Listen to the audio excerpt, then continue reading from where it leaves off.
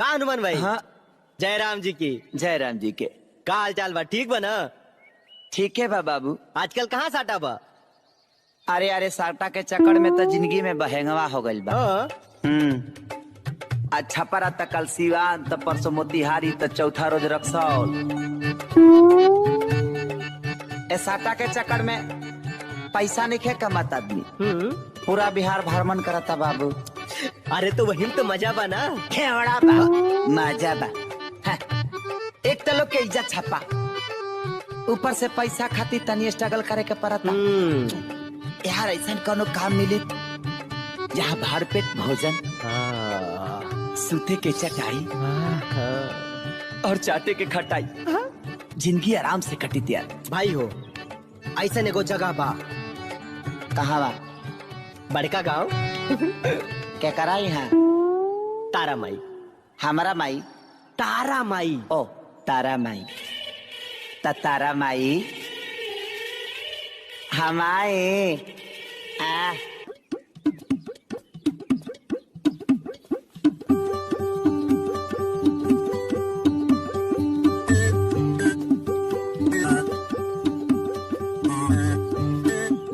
मेहरबान कदरदान एक कोठी का अभिमान के हनुमान प्रसाद के सादर प्रणाम। ए मठिया में सॉरी गलती हो गया।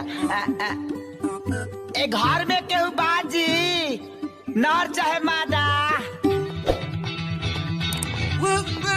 आई हो दादा कपड़ा बाया था, पैटवा भी तोड़ ले भी कार है। ते कौन है इस रे? ना नीचे सलवार ना ऊपर कमीज, ते कौना के बेटी है सिर्फ बदतमीज। माँ माँ माँ माँ ते हमार नकल काहे करत आरिस? का है ना हमारी माई नहीं है, तो हम जब माई माई सुनते हैं ना तो थोड़ा इमोशनल खींच देते हैं। माँ माँ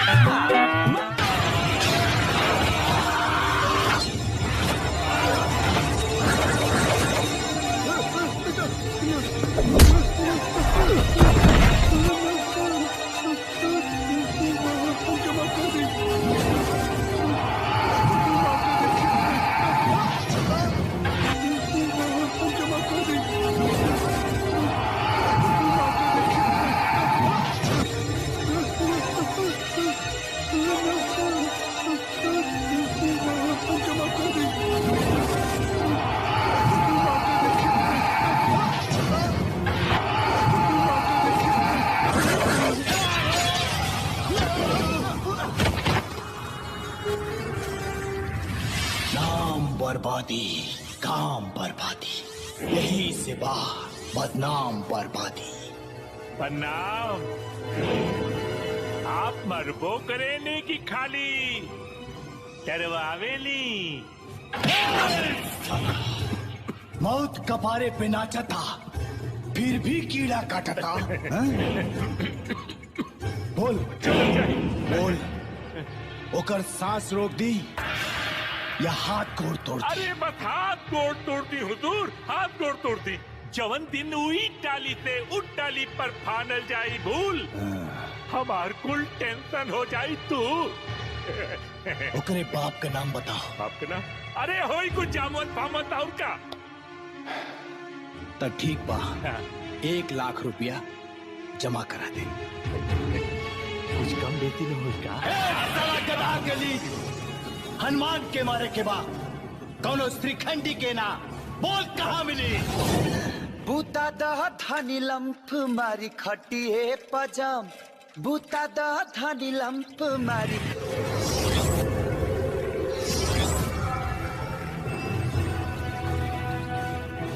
का रे कौनो नेता के रैली निकलल बा का जे भैंसा लेकर तुरैल बड़ा सा? ए, तोरे नाम हनुमान है? थोड़ा इज्जत से नाम ले यार, तकलीफ होला। खाली हनुमान ना, हनुमान प्रसाद जादव, जादव जी। ए, तोरा पता बा कि तोर नाम के रसीद कटल बा? धन है प्रभु कि अपना चंदा में हमारा के शामिल कर लेनी। ऐसा करी इला 51 रुपया। ये कौनो चंदा के रसीद ना है, हाँ तोहर जिंदगी के रसीद है। तोरा ऊपर भेजे के फरमान आइल बा। रे हजार बाप के एगो औलाद। देख ऐसन केहू मिलल ना कि ये हनुमान प्रसाद से मिलला के बाद हिलल ना। अरे मारा सा निकला।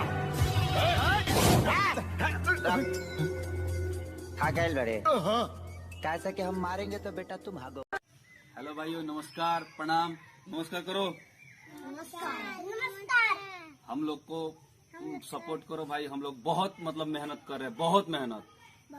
ये छोटे छोटे बच्चे हैं और हमारे दोस्त के समान हैं और हम लोग मेहनत करते हैं। Please support